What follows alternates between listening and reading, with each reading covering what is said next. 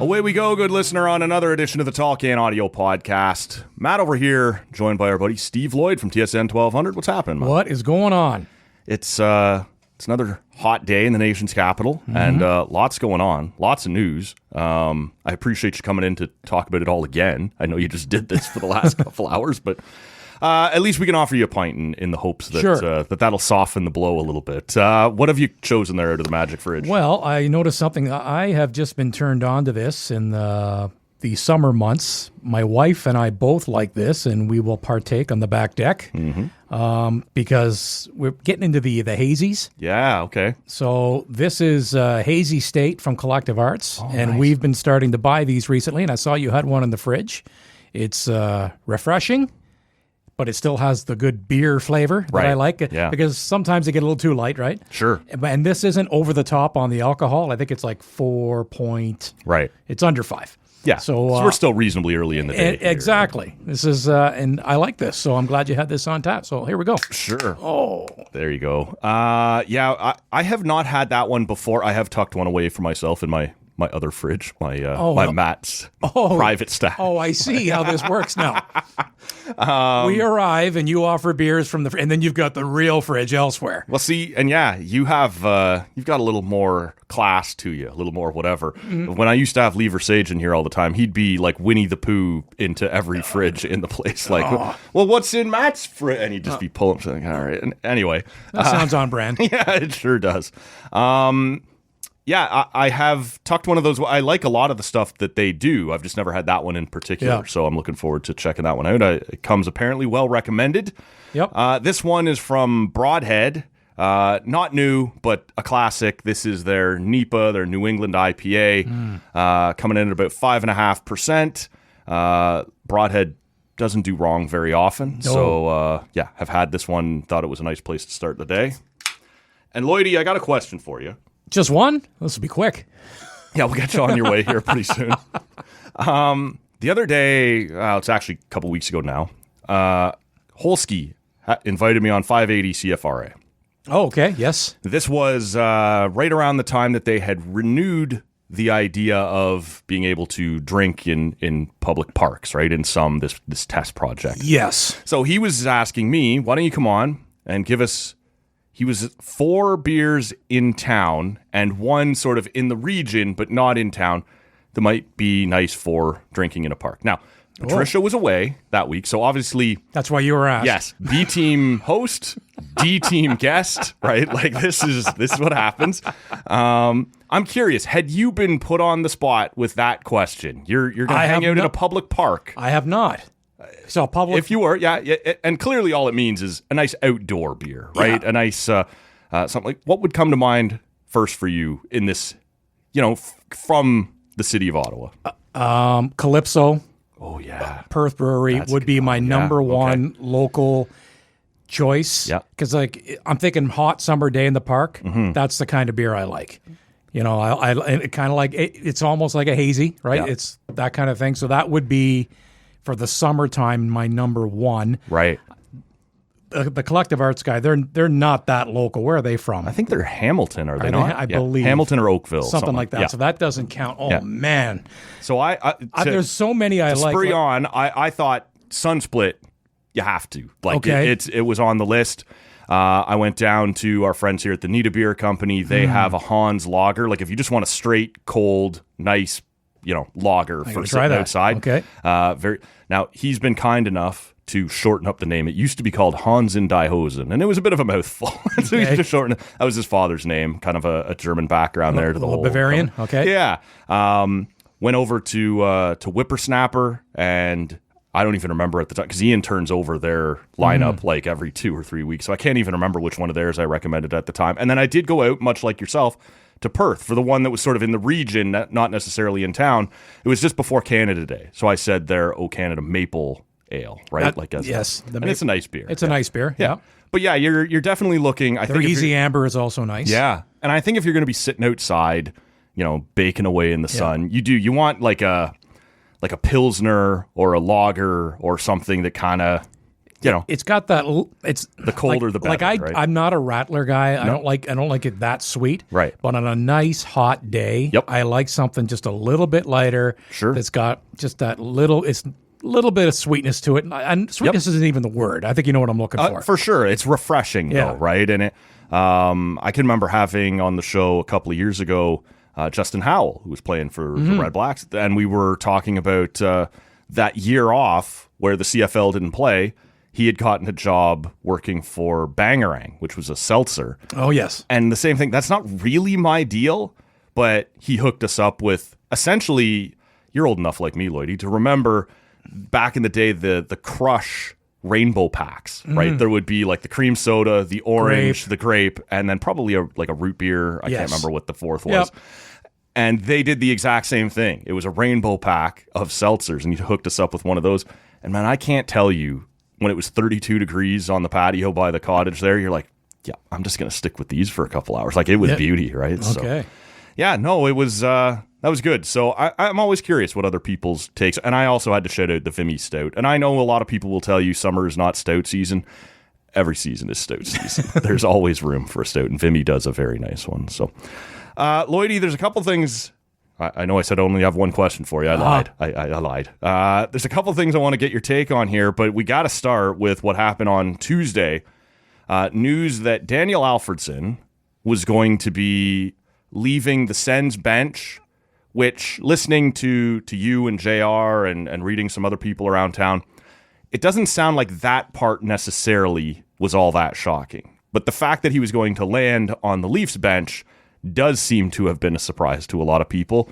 Just in a general sense, there's a few tentacles we can follow on this, but when you first read that, did it catch you off guard that he was going to Toronto? Very surprised. Yeah. I was like you said, I think when you step back, Daniel Alfredsson, well, let me step back on the whole thing. When Daniel Alfredsson retired, and in his first incarnation and working for the Senators, it was in some sort of an advisor role in the front office, right?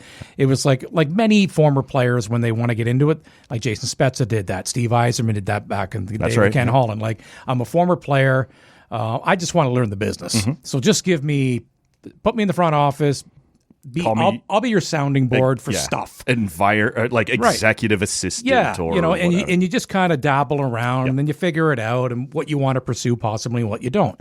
And that was his first foray into that. Now, he ended up leaving in 2017, right after. That was the season they made the conference final and lost to the Penguins. And he left because... he never said this part out loud, but a bit of a disagreement with ownership at that point. Let's put it that way. And I don't think that was hard to read for No, it was not a tough read. He wanted to step away. So he stepped away. And then he was rehired as an assistant coach a few years ago with a new regime. And he's like, you know what? I'll see if I like coaching. Well, this much is clear. He loves coaching. Yeah. And Daniel Alfredsson wants to be a head coach in the NHL. That's it. That's 100% what he wants to do. He doesn't want to just dabble and be an assistant and what have you. So on the staff with Ottawa, and this staff, you got to give Travis Green a lot of credit. They've made the playoffs back-to-back years after almost a decade of darkness. And even last year when they couldn't get a save, sterling underlying numbers. Unbelievable. Like, this is, I think I've said this to you before, I've covered this team for a long time. I haven't seen a team play a system this well and defend this well since Jacques Martin 2.1, however they call it. Now it's 2.0. Like, so you know what I mean? Yeah. Like, how whatever that saying is. Sure. Jacques Martin's first incarnation as head coach of the Senators and how well they played. And that was a different era. Like, we still had two-line passes, and it was still part of the dead puck era. You could water ski and all that. It was all different. Yeah. But you got to give the staff a ton of credit, and you got to give Travis Green a ton of credit. He's the leader of this staff. Daniel Alfredsson, I would say, is kind of fourth in the pecking order. On that staff. Like, it's Travis Green, it's Mike Yeo, it's Nolan Baumgartner, then it's Alfie. Because he was sort of Ben left... Sexton is on the staff as well. Behind from the Jacques Martin second go-around, right? Yeah. Yes. And maybe not in a bad way. Like, I'm sure Travis Green was willing to, franchise legend, smart guy. I'll give it a shot, but he wasn't Travis Green hire. Yeah, no. And he ran the power play last season, and it was 8th in the league. in the regular season and was awful against Carolina Yes. in the first round. But as we turned out, take a number with Carolina, they kind of rolled right to the Stanley Cup. Yes. No, not making excuses, No. just pointing that out. Yep. So he wants to be a head coach. So back to your original question, was I surprised that he's leaving for the Leafs? Shocked that happened. But when you think about it, not surprised that maybe he was looking for another opportunity to move up the pecking order, at least in a coaching staff, as he aspires to one day be a head coach, because he was not going to climb the ladder with this staff right now. He still had 2 assistants ahead of him. Yeah. So, and then his buddy takes over the Leafs. That's where it started. He interviewed for the head coaching position. Apparently that interview went very well. Didn't get the job, though. Yeah. And then re-interviewed with Jim Hiller to be an associate head coach.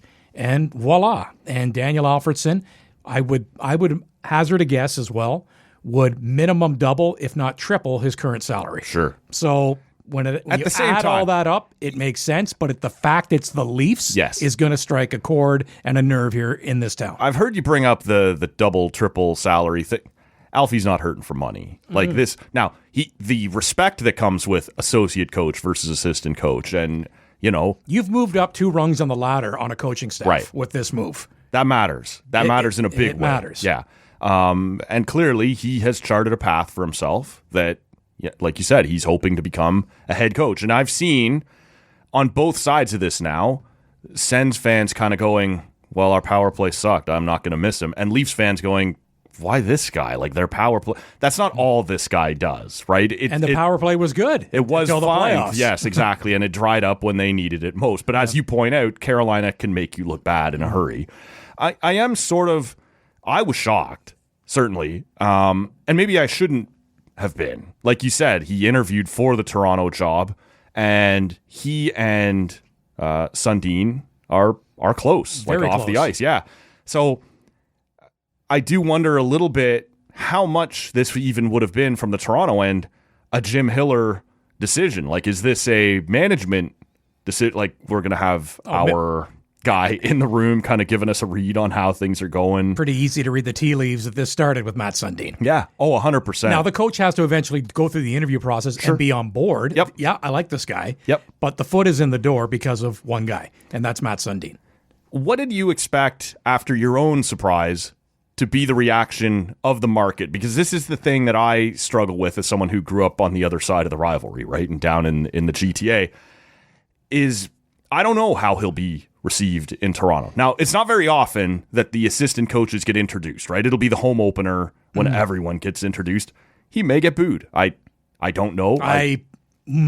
Yeah. Would you think so in Toronto? He might. Would they go that far?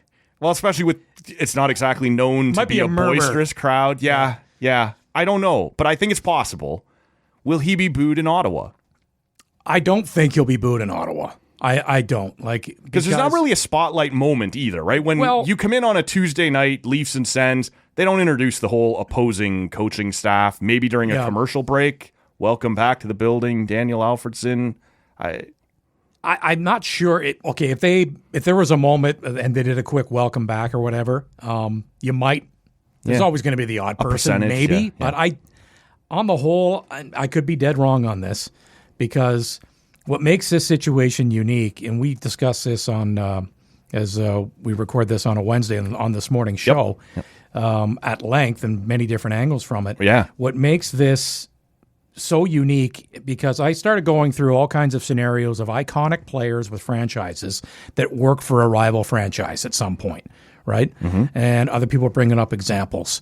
Ken Dryden ran the Leafs. Yes, it's true. Brian Trottier was head coach of the New York Rangers, and he played for the Islanders. That's right. Now, he got fired midseason. It didn't last long. Didn't last very long in that. And there's so many other examples. And Dion Phaneuf agreed to waive his no-trade clause as captain of the Toronto Maple Leafs to be traded to Ottawa. That doesn't happen without Dion Gilmour saying, played in Montreal. It wasn't a direct route, but it was. But all of the and a lot of people are on the other side of it. We received a lot of texts coming in. Oh, it's not a big. Travis Green is the head coach of the Sens. Travis Green played almost 1,000 games in the league and played 157 with the Leafs. Yeah. Played one playoff round against Ottawa, and his name and number do not hang in the rafters in Toronto. No. So stop it. Right. Like that's true. That's not apples to apples. Yeah. It's not even close. No, he was an asshole in that series, but shut up. Oh, Travis Green. Oh yes, iconic Leaf. Yes. Played 2 seasons Well-known of Leaf. almost 1,000 games. Right. So, and Guy Lafleur retired for 3 years. Then played for the Rangers, then played for the Nordiques. The Nordiques, in the same province. Yep. So you can't even say that that's the same. Like, and the fact that that's the Montreal Canadiens. Mm-hmm. You could talk about the Toronto Maple Leafs. You could talk about teams that have been around a lot longer than since 1992. Daniel Alfredsson is the most iconic player, face of the franchise. Anybody, like any owner, anybody ever involved with the Ottawa Senators, the one guy you think about the most is Daniel Alfredsson. 100%. He is the guy. He is iconic. Sometimes that gets, in this town, that gets overused. Sure. And it's apt when you talk about Daniel Alfredsson. So it's the fact that it's that guy, the most beloved guy in the history of the franchise, no flies on this guy. Everybody in Ottawa loves Alfie, and he goes directly from the coaching staff of the Ottawa Senators and directly to the coaching staff of the Toronto Maple Leafs. I can't think of another comparable. That's exactly like that. So this is why a lot of people really have their noses out of joint. To the Yankees? Yeah. So maybe. Now, again, that's a player. It's tough, right? Like, I tried to do a solo show on this yesterday, and it was very hard because who wants to hear from the blue guy after the captain of the Sens, right? The all-time legend has moved out. But it is a different. If this was any other assistant coach leaving to become an associate coach, you go, yeah, but it's not any other guy. But it's not somebody just working behind the scenes in an organization and take the gig with the rival. Mm-hmm. On the bench with the Senators, now directly on the bench with the Leafs. This would be like if Matt Sundin, Doug Gilmour, Wendell Clark were on the bench last season with Craig Berube with the Leafs, and I'm going to Ottawa. Yeah. Like Leaf fans, their heads would be spinning. No, it would not be. It'd be the same kind of thing. Well, Lloydy, the example I think of, and you may have a better memory for this than I do, was Matt Sundin not involved with one of the ownership bids when they settled? That came off wrong. But when they ended up going with Michael Landauer, I believe Matt Sundin was part of one of the other bids. I don't recall that. Maybe now I don't know. Doesn't mean it didn't happen. There was no guarantee that he was going to be part of management had the bid been successful, but I believe he was consulting for, and there was a murmur. There was a little bit in Toronto going, really, this is the Sens. This is your way back into the league? Like maybe. Okay. So like that was odd. I do remember, like, there's just kind of this, really, like, this is the only other place you could go and I don't know. I wonder how Sens fans will fit, because this is going to blow up a few more times. Like, I think it's a coach, and so, you know, by tomorrow, 3 days from now, a week from now, everybody just goes back to their summer. But we're going to do this again in September when Leaf Camp fires up, and the first time you see him in that jacket, right, the blue and white with the Leaf logo on it. And then we're going to do it again on opening night when he's standing behind the Leaf bench. And we're going to do it again at least the first time they play each other, or the first time the Leafs come back here. We know the routine. I'm sure. Yeah. So I am, though, like, were you surprised by, you guys ran a poll on TSN 1200 today. Let me check what that's at. You keep talking. Yeah, Let me pull it up. where you were sort of talking about, and the way the question was phrased also got people's back up a little. Is it a big deal that Daniel Alfredsson is leaving? All right. And you guys did discuss. Let me pull back the curtain a bit on the web poll question. Sure. So this is JR had this idea, and sometimes you like to give multiple options. Yep. But sometimes you try to be as succinct in the Straight question. up, yes, because it forces a decision on an answer. And there's but you didn't say this. Honestly, I saw a few of the complaints on that. Well, you didn't say Leafs. Well, it's implied in the question. He's leaving. Like, what the hell do you think we're talking going. about? Yeah. Like, it's... So that seemed to be is it a big deal that assistant coach Daniel Alfredsson is leaving? And at the time you guys signed off at 10 a.m., No was still leading. No is leading right now. As we record this early on a Wednesday afternoon, almost 1,600 votes. Whew. So I think the election desk can call it. Usually you get this deep into it, it might move a little bit by the time it comes down tomorrow. And the question is Daniel Alfredsson leaving the Sens a big deal? That's it. Right. And it's everybody, if you're worried about how it's worded, come on, you know what the implication is. No's are at 59%. Okay. 41% yes. Now, when we discussed it, we ran on the show this morning, so maybe I'll elaborate right here. Do it. I would imagine the no's, there's a lot of it, there's no's, and you go through it rationally, like what I said earlier. Listen, Daniel Alfredsson wants to be a head coach. This is a career opportunity. He wasn't going to get it on this staff right now with Ottawa. If he becomes associate coach in St. Louis, Toronto no one's even talking about it. Toronto burned it to the ground, and they're just bringing in new people, so now you get an opportunity. Yep. My buddy is running the show. He's the one that got me the first interview to be the head coach. Yep. Now they want me to interview to be the associate coach. I know I'm going to make a lot more money, and it's not, you're right, no food stamps needed for Alfie. He's fine. But this is all about career opportunity for him. So, yeah, who could... We talked about this on the show. We can't identify. Matt, you and I don't live in that world. Right. Okay, like we don't have that kind of bank account. We don't have that kind. You know what I mean? That's true. Right?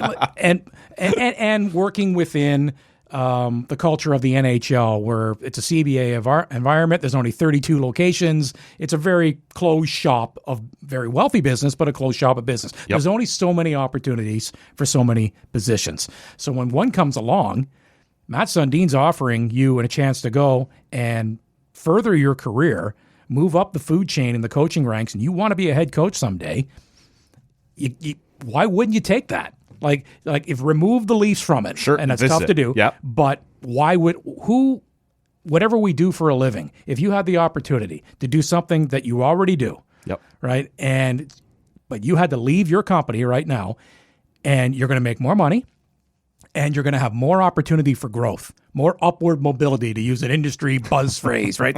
I have upward mobility. And that's exactly what this is about for Daniel Alfredsson. Now, the other is the other, and we know why it gets everybody's attention. So I would think get to my point finally, 59% no. I would think some of those no's come from that camp. A lot of those no's of just rational, guys, calm down. Yeah. It's a business. He wants a job. He's got a job it's opportunity. It's mobility, yes. Job opportunity. Yep. Chill out. There would be some of that. He still lives in Ottawa. Yep. His family's still here. He loves Ottawa. He's a Canadian citizen. 100%. This is home. This isn't about. I don't want coaches get fired. Whether it's in 2 years, 5 years, whatever it might be, he will still be the Sens alumni. Yeah. Right? The face of the franchise. They honored Jason Spezza at Center Ice last year, and he works. And he works for the Penguins. Right. Spezza will always be synonymous as an Ottawa Senator. That's right. That's where the heart of his career was. All of it. So players, after playing, two different things. But does that number surprise you? Like this many fans are being level-headed about it? Because that surprised me. Let me get to my other part of my no. So 59% no. I think a large chunk of it. But I think some of that no, to push it over the 50-50 on the no side, is bitter Sens fans that are just emotionally attached, and that's okay. That's fan is short for fanatic. Of course. It's not a financial investment. Sometimes it is. You're a season ticket holder or whatever at various levels. It's an emotional investment. You love the Ottawa Senators. You love Daniel Alfredsson. He's your guy. You've got multiple number 11 jerseys. It's just it breaks your heart if you're that invested. That's why pro sports is a business, because people have the emotional investment in it. Mm-hmm. So I think some of those no's are people that are fine, good, go, bang, you nailed it. Yeah. I didn't care anyway. I never liked you anyway. I never cared anyway. Yeah. I think there's a little bit of that. Yeah. Right. Just that you're so hurt by it. Yes. That you just want to be spiteful in your no. I get that. So I think that's why we're over 50% no. That's my theory. Yeah. It's really interesting, Lloydy, because it isn't like he left, and I don't even know when his contract, but it's not like he left as a player in 2002 and signed in Toronto, right? Or was traded at the 2003 trade when this rivalry was as heated as it's ever been. And yet I was listening to Hammer talk today on your show about it does feel like, and again, good listener, this is not my wording, this is a Sens guy's word, that it feels like another rock on the playoff series losses, right? The 4 playoff series and now the 5th, and the Alfie one. That to me is a little over the top. It's one coach jumping from, but there is an emotional blow to it, right? And Hammer also had a good one this morning and said it's like your older brother stealing your prom date. which is what he said that way. I must have missed that one. Well, you know this all too well, and I think we've had this discussion many times, in that we have in the city of Ottawa, when getting an expansion franchise for the 92-93 season, you've got Montreal. It's Montreal and Ottawa, or Montreal and Toronto are the two most iconic franchises in the league, right? Couple big boys on either side. Yeah. Exactly. You're 2 hours down the road there. You're 4 hours down the road the other side. You put a team here. Like, I'm too old to have grown up a Sens fan. I was there opening night. I was 17 with my dad. You know, I was a Flames fan, and I'll help you out. Yeah, as a Leaf fan, I was a Lanny McDonald fan. There you go. The big stash. Because he was a Flame. I wasn't. I'm too young to be a Leafs Lanny fan. But like my point is, there's always going to be that you're not Toronto, you're not Montreal, because you're just surrounded. And the fact that Hockey Night in Canada for years, you just call it Hockey Night in Toronto. Yep. Like it's Saturday night, it's all about the Leafs. It's all about the Leafs. It's all about the Leafs. And by the way, if the Sens, all right, I guess we'll have to talk about the Sens. Like it's a smaller market. It's a newer team. You're always fighting that. A little bit. So that certainly is part of it. And now Daniel Alfredsson, who was a symbol of just being a classy, great player, great leader, did so much in the community, advocate for mental health, did so much, Boys and Girls Club, all of it for years and years and years. And now he goes and this is something else Hammer played coming back. He played the Star Wars Empire theme. Like, that's the feeling. Well, now me as a nerd. I texted you yesterday with the NWO anniversary, right? Hulk Hogan turns heel. I was going to sewer you today, and I forgot to do it. I get a text from this guy yesterday. It's a little too on the nose, isn't it? That it's 30 years to the day since Hulk Hogan turned heel. I'm like, only you and Lever's sake would know that. And associate that as the day. It was pretty on the nose. 30 years. Turned heel. First Hulkster, now Alfie. I've had it. Yeah, no, it was really interesting to listen to you guys have this conversation. I want to pull you back to your early days because you mentioned, covering this team and being there on opening night. I am curious. I was. I understand you were not. I was in my last year of high school. Yes, but you would work in the locker rooms. Yes. Well, okay. Or in the heyday of the rivalry. My first year of covering the Ottawa Senators and being in the room and interviewing players after games, Randy Cunningworth was still the captain. Okay, there you go. Okay, so then it was Yashin. There's a time capsule. And then Yashin decided, I need more money. I'm not going to play for a year. Right. And that's when they gave Alfie the captaincy. So I'm curious, in those initial rounds of the Battle of Ontario, when you were kicking around the team, how real was because we talk about this, right? As media people, as fans, as Leaf fans hate Sens fans and Sens fans hate Leaf fans. After their careers are over, we often hear that athletes get over it. And Matt Sundin and Daniel Alfredsson are great friends. Like, well, they won a gold medal together. Right. That'll help. This rivalry does not extend to these guys as players. I'm curious, in the moment, like, how real was the hatred, or was that just a fan base thing even then? Like, 100% it was real. Yeah. There were players on each team that hated the other player. I remember having a conversation with Daniel Alfredsson back in those days, and it might have been after when, there was a bit of a fib told by the Leafs about the spitting incident, and then later it was revealed, no, I didn't spit. You didn't spit, right? And that's when Duck Tucker tried to jump into the bench, and Travis Green was in that game. Yes, he was. In that whole sequence. And I think it was in and around the heart of that. And Daniel Alfredsson was always very good he was always a good interview, but he would always put the clutch in, like he didn't want to inflame anything. But I remember the topic turned to a couple of players. I think it turned to Darcy Tucker at that moment. He said, it's like, yeah. He didn't say it, but you could tell. Like, and it was that was reciprocal. Like, there were players on each side that did not. I don't like you, right, at all. And then we've seen that. 4 times in 5 years we're going to play each other. There would be some genuine dislike. Well, right? Think about one of the most inflammatory thing I've ever heard come out of Sidney Crosby's mouth is when he and Giroux got into it, and he's asked, don't like him. I don't like him. Why? Because I don't like him. I don't because I don't like him. It's like, there's no logic to this. There's no explanation. I don't like him. For Sid to say that, that's F-bomb city for 100%. Everybody else, right? So this happens. Yes. You line up against somebody in a passionate game like hockey, and careers are on the line, and you're trying to win. Yeah. You develop that. That's part of it. But afterwards, when you retire, and like we've had Darcy Tucker on the station many times, and he's admitted throughout his career, he felt as an undersized guy, he had to play up that angle. Yep. And he did it very well. Right. And he says, he's like, that's not me. Right. There's on ice me, and then there's me. Yep. Right. And there's so many guys like that. They do what they need to do to play and be effective. 100%. Well, and look, we can go to the ultimate with this, and I guess it comes with a sad tinge, but like Darren McCarty and Claude Lemieux become friends. Yes. Right. Yeah. Long after their careers are over, to the point where Darren McCarty attends Claude Lemieux's funeral here not too long ago. Like these things last much longer in the fans' memory, whereas guys understand who played in the league. I was doing my job, right? Like, and in the moment they believe it, and in the moment they are as fired up as that. But they all have this one thing in common when their careers are over, and they can kind of bond over that. And so, here's another example: Chris Neil and Dion Phaneuf hated each other. Sure, hated each other. Phaneuf gets traded. It's like, and Chris Neil's told this story before. I'll just paraphrase the story. It's more detailed, I'm sure.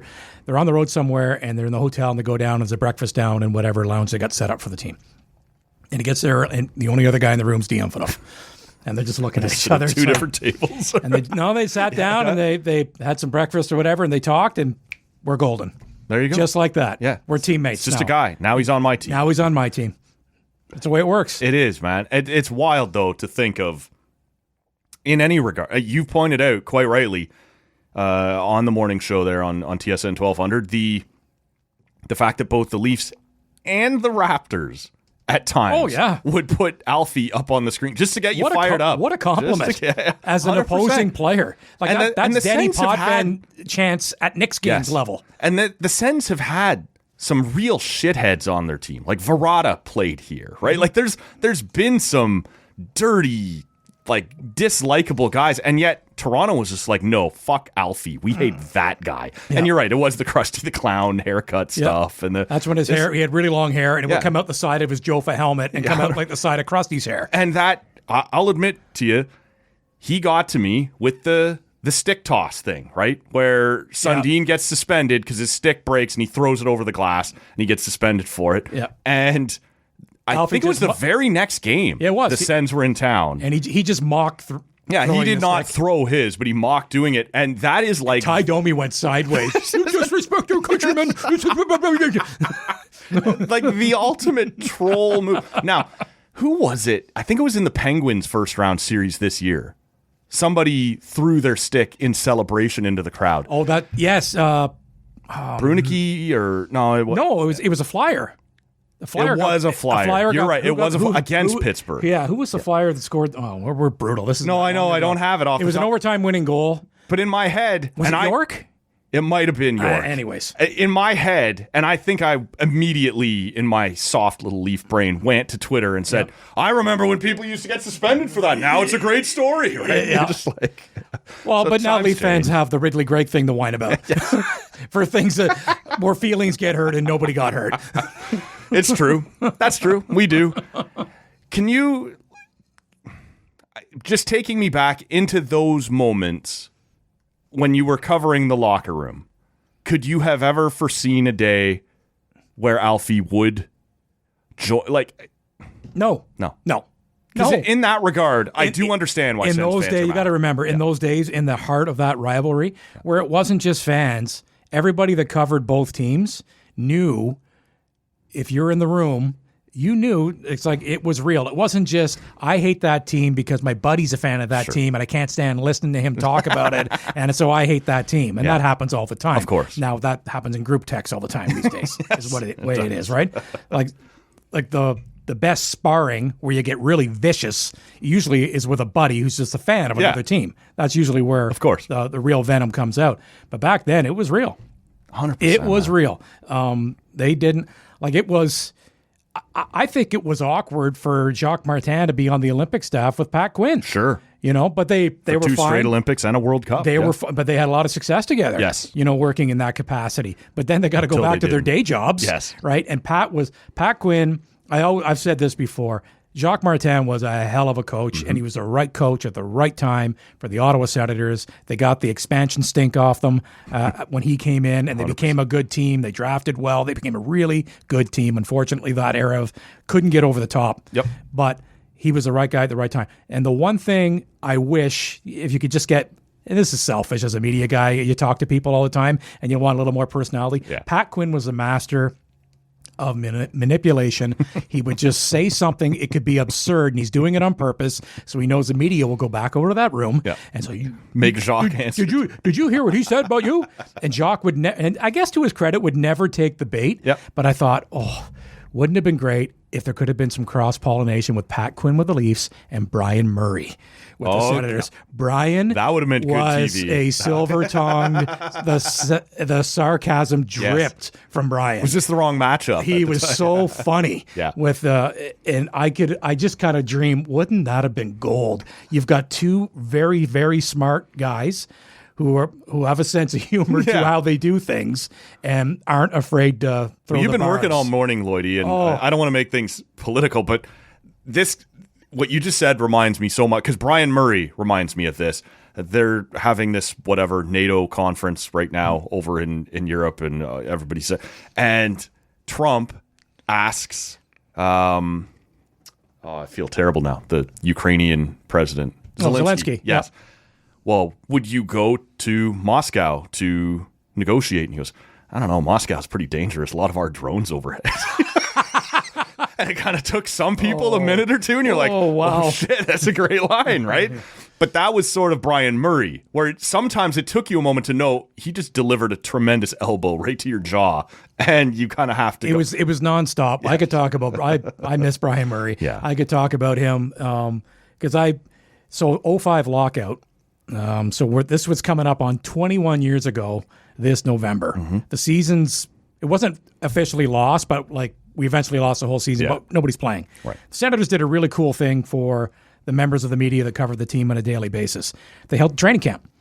And Brian Murray had been hired, and he had not coached the Sens yet because he got hired. He left Anaheim as GM to become the head coach in Ottawa because he wanted to come back and be closer to from Shawville. Yep. He knew that this would be the last stop of my career kind of thing. So it was a great get to get Brian Murray to come coach your team.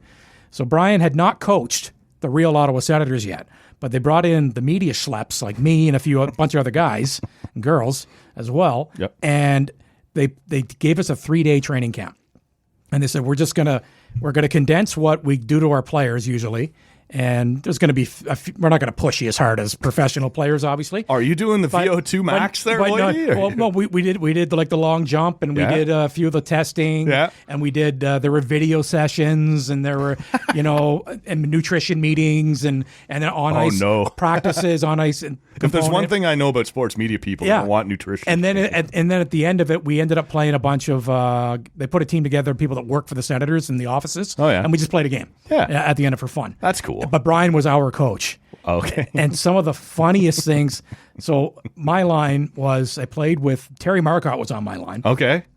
And every time our line was up, I almost didn't want to go because I was missed because I knew we're on the bench, whoever's on the ice, Brian is chirping how bad the hockey is to all of us on the bench about whoever's making mistakes.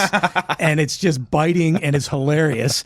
And I know when I'm out there, he's butchering me. Now me. But I don't want to miss the one-liners. No. I almost didn't want to take my shift because it's so good. Somebody record his chirps on me. I got a front row seat to listening to this. I don't want to leave this and go play, and he's going to rip me.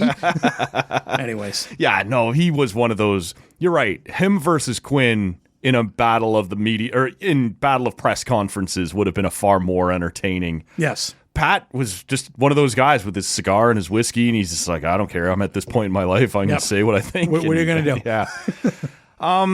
Just to wrap up on this particular topic, Lloydy, I am curious still. I have seen everything online from complete and total indifference, and you are rightly... I think you share my view on this, that some of that is cope and some of that is legit. That Yes. And I have seen all the way to the other end. Tear his jersey out of the rafters. It's ridiculous. This is treacherous. This is treason, right? All of it. I am curious, in the long run, will this have any impact on his lasting legacy around the Senators? I don't think so. But again, I can't speak for everybody, but Right. I don't think so, because usually in sports, we separate for player from post-playing career, even if that athlete is now prominent in another organization doing something else. There are two different things. Like, we see examples of this where guys move on and they work for another organization after their playing career. They're still honored when teams get together. If they have an outdoor game and let's have an alumni game, Yes. Alfie's going to play for the Senators. Yep. Okay, he will, right? Like that's gonna. No, you know that. I did know that, but I have it only just now crossed my mind that Yes. occasion or Yes. opportunity may arise. I'm sorry, everybody. He's not going to be on a line with Matt in blue and white. Like Mark Messier, he suits up for the Oilers the odd time whenever they've, over the years. the Wayne Canucks- Gretzky's done the it Canucks as well. never invite him. Right. Well, the Canucks, that's another story. The Canucks would never invite him. Boy, we could do.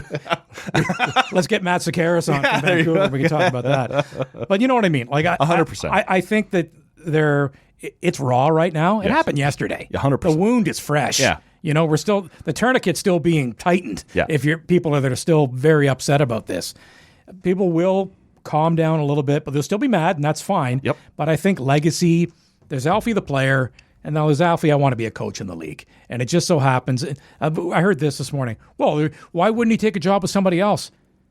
This was the job. This was the one offered to him. This was the one offered to him. Maybe he gets one next year or whatever, but he wanted to have an opportunity to move up the food chain somehow.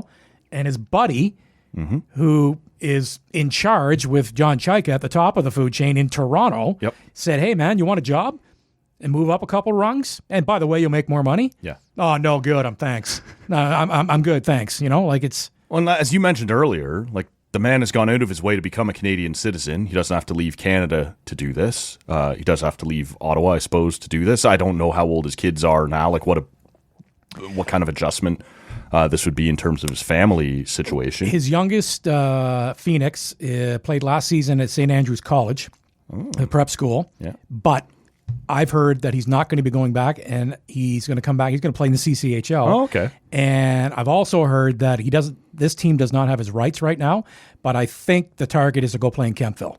Okay. So that's his youngest. Is Yorkie still in charge there, or is that no? Dono is. Sean Donovan. Sean Donovan works with Kempville. So we'll see how that plays out. Yeah. But I think the plan is for him to play in the CCHL locally here this season. So because some people ask, well, St. Andrews College, he's going to Toronto. It's like, well, actually, his son could be coming home. Right. Right. So yeah, but at that, it's not like he's pulling him out of grade 4 and moving to Toronto or anything his like youngest that. is 18 years old. Yeah. His oldest is 23. And so we sort of circle around this a little bit. Like, who plays Division 3 in Sweden. There is a wide range of outcomes here. Like this is a massive turnover for Toronto. Management, entire coaching staff, half the roster. This could blow up in 2 years and Alfie will be fired with everybody else. Or the other extreme outcome is Hiller doesn't work out. Alfie becomes John Cooper and coaches the Leafs for a decade, right? And at that point, maybe we have a slightly different conversation, but one is still a playing career and one is still a coaching career. But it is fascinating. Now, from the Leafs perspective, the why is interesting, and you'll love this. I'm looking around. Oh, there's a Willie painting, and there's a lot of talk that maybe Daniel Alfredsson can help further William Nylander and unlock a little bit more. Like that's if he's looking to turn Willie into Alfie and give a shit about the defensive zone, he's going to have a tough time. But I have time for the idea. But that's a logical thing. Sure. Although we've also seen a serious Swedish arrival to Ottawa. Well, Mathieu Chouin has been hired, and that's Allmark's friend who was now he's it's not Justin Peters still the goalie coach, but he's like the Eklund goalie. on his way in, Burakovsky on his way in. Zetterlund's already here. That was interesting too. I wonder how many of those guys came partly at least because of Alfie. We'll never know. Eklund didn't have a choice. No, that's true. But that's true. I hadn't really considered the Willie Alfie connection. That could be interesting. But I do think it's a tall order to get Willie to care about playing in his own. You got pictures of him right here. I love this is your guy. This is my favorite Leaf. Oh my goodness. He's not going to defend her. That's your favorite leaf? Yeah. Boy, I got to talk about you and your relationships. Current leaf. Favorite current leaf, yes. No, it's going to be fascinating, and we'll see how this plays out. When you get I had to actually go and look this up, and sometimes I second guess myself when it comes to captains and who's wearing the A behind them, the alternate captain or the assistant captain. So I'm like, okay, associate coach versus assistant coach, and it is a difference. It's splitting hairs a little bit, but there's always a hierarchy on every coaching staff. We had Brendan Bell on this morning. I asked him this question. He said 100%. Sometimes guys can be named as an associate head coach, and it's a very nice title. It implies that you are a second in command, right? And that's true. Mm-hmm. But even if any coaching staff that doesn't have that title for one of the assistants, there's always one assistant coach that everybody on that team knows who's second in command. That's the guy. Everybody knows. Yeah. Like you don't need that label. Right. But if you're going to put associate head coach onto something, then that means you're going to make more money as well. Yes. Like DJ Smith is the associate head coach of the Edmonton Oilers. And here's the thing. If the Oilers don't outbid the Leafs, because Hiller wanted him in Toronto. Do you think that Alfie does not go to Toronto? And Alfie's do you think they were in a room? Do you think at some point at one end of the hallway was Jim Hiller and at the other end was Mike Babcock? Here, Smitty. Come here, Smitty. Come here, DJ. And Edmonton allegedly said, how about $1 million to threw be an an extra couple associate of head bucks coach down in front of him? Yeah. And be the highest paid assistant Alberta. associate coach in the league, in the history of the league. I can't believe that. I guess, I'm in. I guess I'm moving to Edmonton. Oilers are a whole thing. Let's take a break here, Lloydy, because if you got the time, I still got a couple things I'd like to ask you about. We'll grab another pint, and we'll circle back. There's some Red Blacks to this. There's some Leo Carlsson going on. There's lots of stuff I want to pick Lloydy's brain on, but the greenery around the Alfie tree was thick and had to be picked clean. We'll be back in just a second. So when you knocked Voracek's glove was on the ice and you hit it away, was that just out of frustration? I don't like any guy on their team there, so his glove was near me, went to pick it up, and I pushed it. So, yeah, that's... Because what, I'm sorry? I don't like him. Why don't you like him? Because I don't like him. I don't like any guy on their team. All right, we dive back in here, and Lloydy's got shit to do, and despite the fact that he got up at some ungodly hour this morning, I'm going to be the one who takes a nap here a little bit later on this afternoon. I got a second pint here. This is the Rockin' Hops Double Dry Hopped IPA from Whippersnapper Brewery. Ooh. And I mentioned Ian there a few minutes ago, and he keeps me on my toes because he's turning stuff over all the time. And the comparison I always make is Vimy, who's got like 5 different types of beer, and that's it. And it's all great, but they don't churn it up. They just come on in and get it. Ian's just like, no, I want to make something new every other week. And this is not necessarily one of those, but I got to ask you, Lloydy, similar to what we did off the top, I've got a bit of an annual tradition here. Summer Cottage Craft Beer Fest with a bunch of my friends from back home. And everybody brings a craft beer or two from wherever they're coming from, because everybody's kind of spread all over the place now. Mm-hmm. And we'll sample some things, and we will kind of give a rating, and it really only matters to us, because who else gives a shit? But sometimes you go a little crazy. This has got some wild coriander spice to it, or this is some crazy stout with a bunch of different flavors poured into it. Have you tried anything lately that would be, because there's sort of 2 categories, right? You get the crazy one and the, like, this is just the best pure IPA or lager of the summer. Have you tried anything lately that's been like kind of out there that you might recommend here locally that I take down? Unfortunately, I can't. The one that springs to mind is not super local, because I there's so many locals that I really, really enjoy. Like in the winter, I like my browns and ambers. 100%. And there's so many of the great craft breweries in our area that make. I know you're a big Ashton guy. I like Ash. Well, you know the story. 100%. The recipes there are the old Hart Brewery. And when I was in high school, I worked the bottling line and gave tours. And when they started up the Ashton Sometimes Brewery, at the same time, Lauren Hart, he's the one that helped them get going when they bought Ashton. So, so I know a lot of those beers intimately. Once or twice. Yeah. So there's that. But there's this one, oh man, maybe you can help me out, because I forget the parent. I just remember the name, because I was looking for this is what not too long ago, looking for a nice summer beer. Like I had the Collective Arts Hazy State here. Yep. I had one of those today. Yep. And I'm not going to have another because I'll fall right asleep here on the show. Guy's been up since 3:30 in the morning. So, anyways, yeah, it's called Toucan, and it's spelled TWO, like the number 2 can. And it's a hazy IPA. Okay. So I got to look it up. It's not coming to me. It's not from the Ottawa area. It's an Ontario craft beer. And I liked it. And then I went to go to the website. I got them at the LCBO, I think, at College Square. Oh, yeah.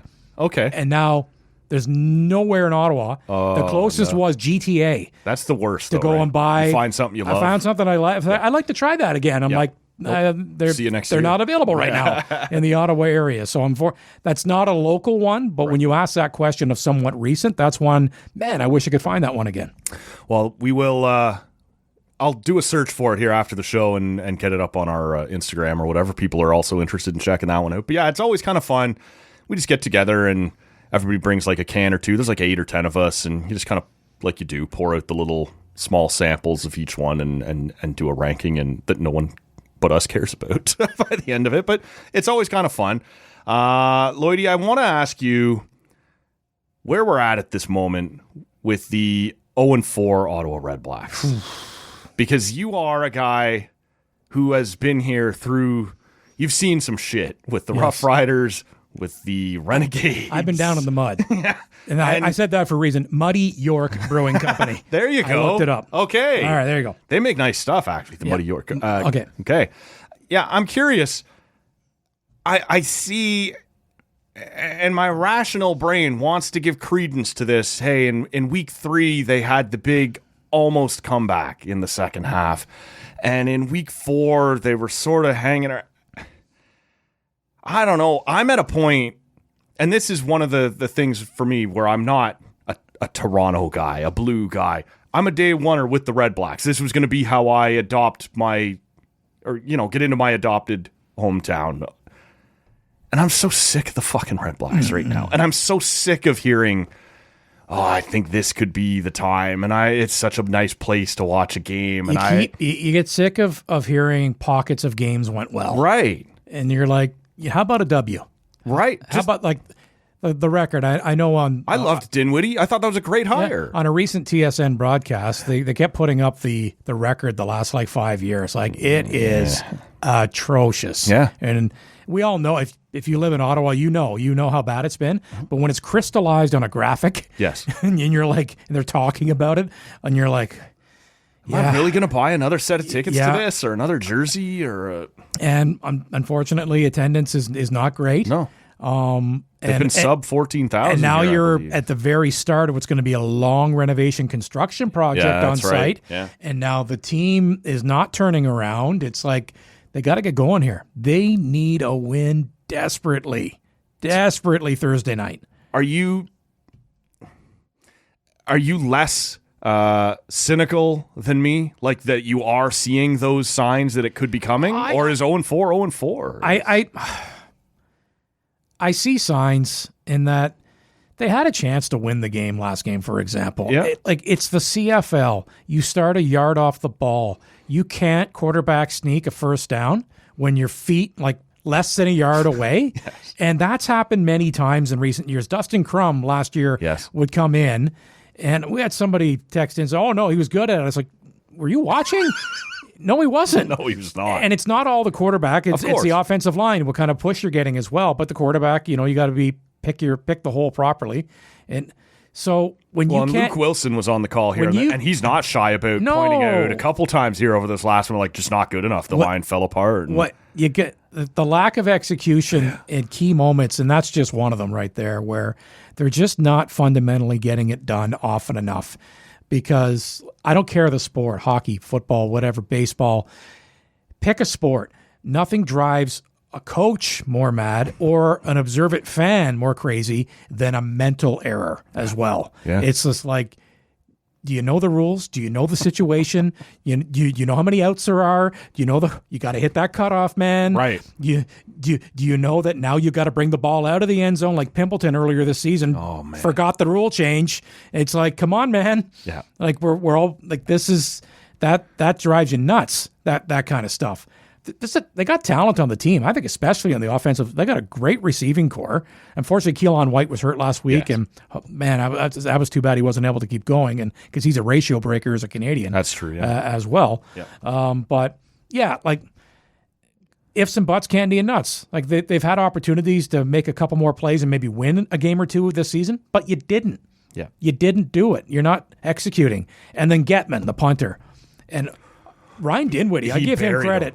Like, he did not sugarcoat it. We talked about it the day after on the show. It's like, JR asked me, do you think it's a cuttable offense? I said, yeah, sometimes that is. Yeah. He said, but he is a good punter. He's punted very well this season, but you're still a football player. And when he missed a big tackle for those who are, well, it wasn't even a tackle. Wow. Going down the side, all you had to do was stand in the way and nudge the guy out of bounds. Yeah, and Dinwiddie did come out and he said if that were to happen again, he won't be here. He won't be here. And Getman, I appreciate that. And Getman spoke and good on him. He owned it. Yeah. And he says, I apologize to the team. Yeah. That's not good enough. Yeah. That's not good enough. So it's things like that. It's these little things during games because at times they can look really good, but if you're not executing key fundamental parts of the game, you're going to give you're going to give more ways for you to lose games, and that's why they're 0-4. Yeah, and I've been here since day one of the Red Blacks and have been all in. I didn't live here during the Renegades. I did not live here during the tail end of the Rough Riders. I was taking shelter down in the GTA. But I'm curious, are we approaching that point? Are we getting to a point of indifference or a point of I don't think it's apathy? I don't think it's apathy or indifference yet, but it's like look at the stands though. Like we're seeing fewer people go to games, and there's a reason for that. Is it a walk-up league in Ottawa? Ottawa's always been a walk-up city. Always. So if you were to win 2 or 3 in a row here, you could turn this fast, right? People would start going again. If you could reel off some wins here and see some positive momentum, and listen, this sounds like an excuse, but you live here and you know this. Yep. I don't understand it. On top of being a bad team and finding ways to lose games too often the last number of years, especially home games, on top of all of that, how many times have we had shit weather on a game day in a walk-up town? I just assume if it's raining, it must be a Red Blacks game.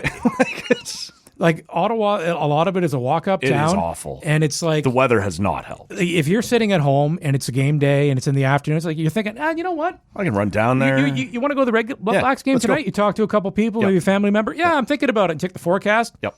No. Hell no. You know what? Let's just get together. Like it's going to be pouring by that point, so I'm not going. No. They have not had any help from Mother Nature, that's for sure. Unfortunately, and you can't control that. No. But you can control your execution, and I think it was literally the home opener this year. You were just like storming already. You're like, yeah here we go again. It's just... It's bad luck. It is. It's bad luck. That part of it, for sure. That part of it is. Yes. It's not that's not the lead item. No. I just said that it is funny when it rains, it pours. Yes. Literally. 100%. Last thing for you here, Lloydy. What do you make of where the Toronto Blue Jays sit right now? Because I know you're an old school baseball guy. And they are tough to watch. Funny, scored some runs last night. Yeah. And but I'll be real with you, and I have no excuse sitting here talking to a guy who's hosting a morning show. Like, they're throwing first pitch at 9:40. Oh, yeah, I'll catch you after the All-Star I didn't break. see a lick last night. I was a highlights only guy this morning when I got up. I've been watching more World Cup than I ever have before, and that'll wrap up at like 9:30. I'm like, I'm good. I'm going to bed. I'm not watching 10 p.m. games with these guys. Like, they're bugging me. So, and like you said, on I guess it would have been Tuesday night, they had a big night. And if you want to bank on Jonathan Clase doing that more often, I guess it's a reasonable enough bet you can do for yourself.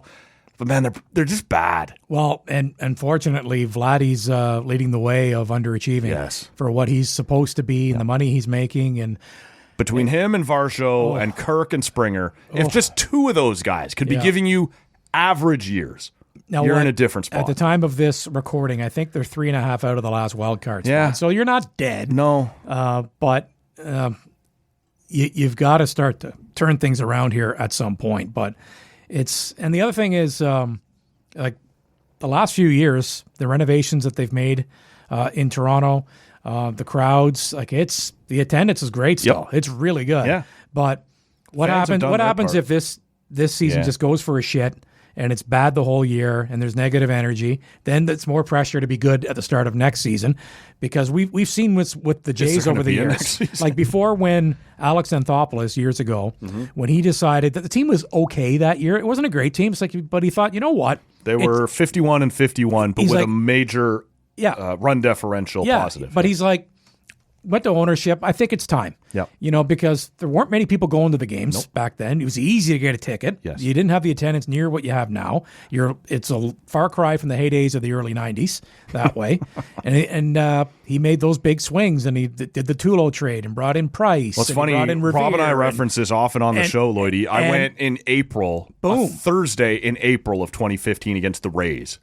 It's like 12,000 people in the building. So went back in mid-August, sold out. But that moment, and they went on a run, and they made the playoffs, and then they became a good team for a few years, and baseball came back. Yes. But then that went away. Again, they moved on from Anthopoulos and Shapiro and Atkins come in. Pandemic happened. And it was just, it was again. Held on to Donaldson too long. Like they didn't quite know what they were doing. But now the last few years, it's back again. Yeah. So the history in Toronto has shown if you have a good product, people will come.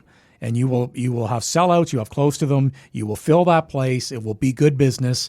But there are a lot of people, though, right, who do you can get playoff tickets now if you buy season tickets for next year. And so I assume there was a bit of that happening through September, and that's helping these great crowds now. And if you don't, look, I'm not expecting it to go off a cliff again, but it's... And people are pretty pissed, too, basically. But the Jays are at a level now. At Rogers in general. Okay, the Dodgers of the Dodgers, okay? No, I mean, I said at Rogers. Oh, no, I didn't mean that. Okay. But my point was going to be the Dodgers of the Dodgers, right? Yes. They're always going to outspend everybody. Oh, yeah.